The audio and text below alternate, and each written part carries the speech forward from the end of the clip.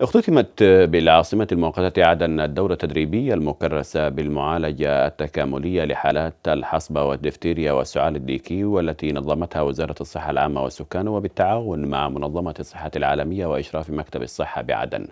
وأهدفت الدورة على مدى 3 أيام لإكساب 50 طبيبا وطبيبة من المرافق الصحية بمحافظة عدن عددا من المعارف والمهارات المتصلة بالوضع الوبائي الراهن وتعريفات حالة الحصبة والدفتيريا والسعال الديكي والمظاهر السريرية لها والتشخيص والعلاج والرعاية.